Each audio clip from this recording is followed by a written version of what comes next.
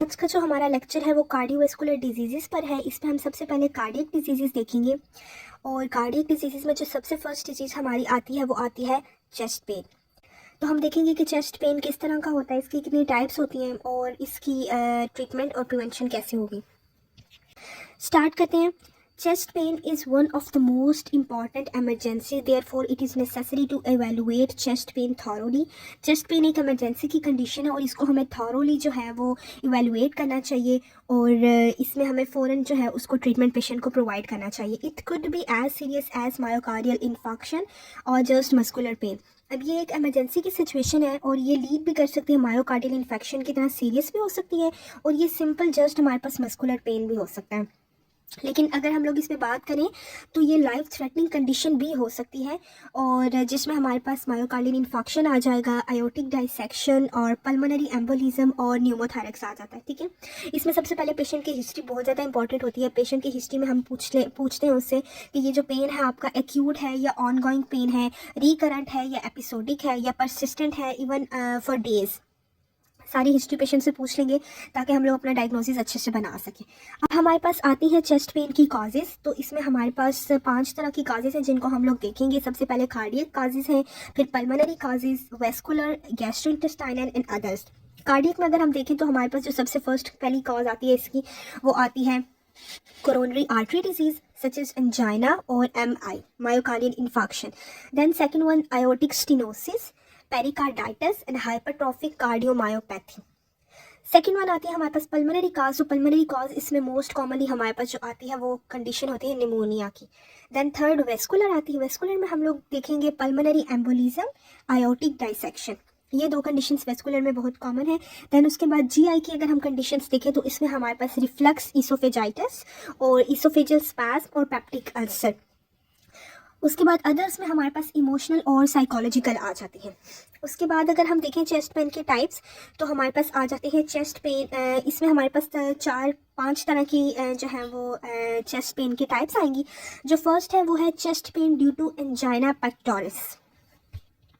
अब ऐसा chest pain जो हमें एंजाइना पेक्टोरिस की वजह से हो उसको हम डिफाइन कैसे करेंगे। Angina means discomfort. Angina pectoris is usually described as heaviness, pressure, squeezing और sensation of constriction in the chest, burning pain, difficulty in breathing और इवन इन डाइजेशन। यानी गैस ट्रबल की तरह का ये पेन होगा और टाइटनेस और स्क्वीजिंग की फीलिंग आएगी चेस्ट के एरिया में। In order to take good history you should know the difference between stable and unstable angina. अब जब हम बात एंजाइना की करें तो हमें ये चीज़ पता होनी चाहिए कि स्टेबल और अनस्टेबल एंजाइना में क्या डिफरेंस है।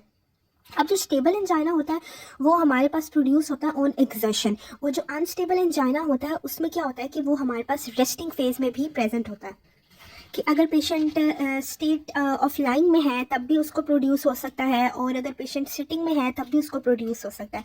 तो ये दोनों के बीच में डिफरेंस है। उसके बाद हम देखते हैं कि एंजाइना का जो चेस्ट पेन है वो टाइपिकल भी हो सकता है और ए टाइपिकल भी हो सकता है। ठीक है, अब अगर हम लोग टाइपिकल की बात करें या टिपिकल या टिपिकल चेस्ट पेन वो पेन होता है जो कि स्टेबल एंजाइना की तरह होता है और ग्रेजुअली हमारे पास प्रेजेंट होता है एक्सेशन पे। ठीक है, आफ्टर मील प्रेजेंट हो सकता है, गुस्से के बाद, एक्साइटमेंट के बाद, फ्रस्ट्रेशन के बाद या कोई भी इमोशनल स्टेट हमारे पास आए उसके बाद जो हमें पेन फील होगा वो होगा टाइपिकल चेस्ट पेन। ठीक है, एंजाइना का पेन जो है वो typically resolve with in 5 to 30 minutes. ठीक है, अब इसका ये टाइम ड्यूरेशन है 5 to 30 मिनट्स।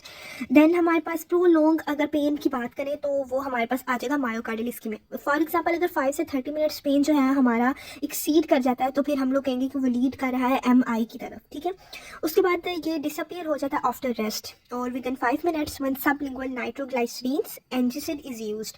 अब यहाँ पे ट्रीटमेंट भी आ गया इसका कि इसको हम लोग रिलीव करने के लिए, वैसे तो ये 5 मिनट्स तक रिलीव हो जाता है जब हम लोग इसको क्या देते हैं पेशेंट को सबलिंगुअल नाइट्रोग्लाइसरीन। ठीक है, उसके बाद ये हमारे पास, अब इसका ओरिजिन अगर बात करें तो स्टर्नल का रीजन होता है। ठीक है, anteriorly across the mid thorax and travel towards upper extremities. अब ये याद रखना है कि जो टाइपिकल चेस्ट पेन होगा हमारे पास वो ट्रैवल करेगा अपर एक्सट्रीमिटीज, फॉर एग्जाम्पल आर्म्स और शोल्डर में। ठीक है, और ये जितने भी फीचर्स हमने पढ़े टाइपिकल चेस्ट पेन के ये हमारे पास स्टेबल एंजाइना के भी होते हैं और लेकिन जो अनस्टेबल एंजाइना होता है ना वो हमारे पास हमने बताया कि वो रेस्ट की कंडीशन में होता है और उसका नाइट्रोग्लिसराइन पे कोई इफेक्ट नहीं होता। अगर हम देते भी हैं तो वो उसके लिए इतनी इफेक्टिव नहीं होती।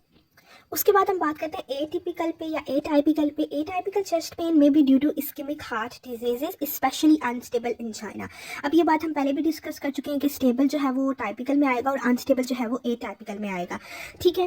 And however it is less likely to be cardiac in origin, और ये बात याद रखने वाली यहाँ पे कि ये नॉन कार्डिक इन ओरिजिन होता है, ठीक है। अब इसमें हमारे पास जो क्लिनिकल प्रेजेंटेशन आएगी पेन की वो क्या आएगी, शार्प और नाइफ लाइक पेन ब्रॉट और कफ, ठीक है। मतलब चुभन वाला पेन होगा, हमें कांस्टेंट पेन होगा जो कई घंटों तक रहेगा। क्योंकि हम लोगों ने लास्ट में पढ़ा टाइपिकल में कि वो 5 to 30 मिनट तक रिलीव हो जाता है, लेकिन ये परसिस्ट करेगा फॉर मैनी आवर्स, ठीक है। और उसका पेन जो हमारे पास टाइपिकल का था वो अपर एक्सट्रीमिटीज़ में जा रहा था और ए टाइपिकल का पेन हमारे पास लोअर एक्सट्रीमिटीज़ में जाएगा, ठीक है। उसके बाद हम बात करते हैं chest pain due to myocardial infection. अब ये हमारे पास इसकी सेकंड टाइप आ गई चेस्ट पेन की। फर्स्ट जो हमने टाइप पढ़ी थी वो chest pain due to angina थी। अभी जो सेकंड हम लोग करें ये chest pain due to myocardial infection है। अब इसकी अगर हम बात करें तो ये हमारे पास कैसे इसको हम डिफाइन करेंगे, pain of myocardial infection is similar to angina in distribution but is of longer duration and is usually of greater intensity. अब ये हमारे पास एंजाइना ही के सिमिलर पेन होगा, लेकिन इसकी ड्यूरेशन बहुत ज़्यादा होगी और इसकी इंटेंसिटी भी बहुत ज़्यादा होगी।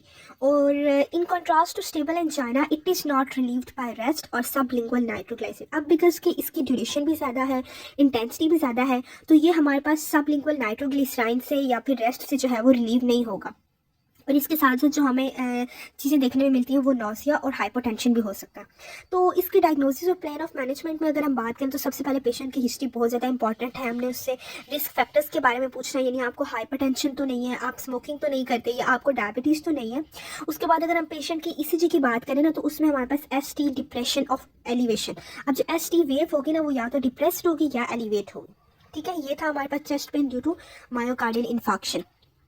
अब हम थर्ड टाइप की बात करते हैं जो है chest pain due to oesophageal causes. अब इसोफेजियल स्पैज्म जो होता है वो किस वजह से होगा, इसोफेजाइटिस की वजह से। अब इसमें जो पेन होता है हमारे पास बहुत ही स्क्वीजिंग पेन होगा और ये मिमिक्स करेगा पेन ऑफ एमआई को, ठीक है, यानी कि मायोकार्डियल इन्फेक्शन की तरह का पेन होगा और इसमें पैटर्न ऑफ डिस्ट्रीब्यूशन भी सिमिलर होगा। और इसमें अगर हम पेशेंट से हिस्ट्री पूछें तो वो हमें बताएगा कि हिस्ट्री ऑफ हार्ट बर्न की, ठीक है। जो फोर्थ वन हमारे पास टाइप आती है लास्ट वन, वो हमारे पास आती है chest pain due to musculoskeletal. अब जो मस्कुलोस्केलेटल की वजह से होगा हमारे पास वो क्या होगा, लोकलाइज्ड टेंडरनेस होगी, ठीक है। और पेन शार्प भी हो सकता है, फ्यू सेकंड्स के लिए पेन होगा, और या फिर पेन डल होगा जो परसिस्ट करेगा फॉर आवर्स और इवन डेज। तो ये थी हमारे पास चेस्ट पेन की टाइप्स और इनको हम लोगों ने थॉरोली देखा कि ये किन कॉजेज़ की वजह से होती है, इनका ट्रीटमेंट भी देखा हमने।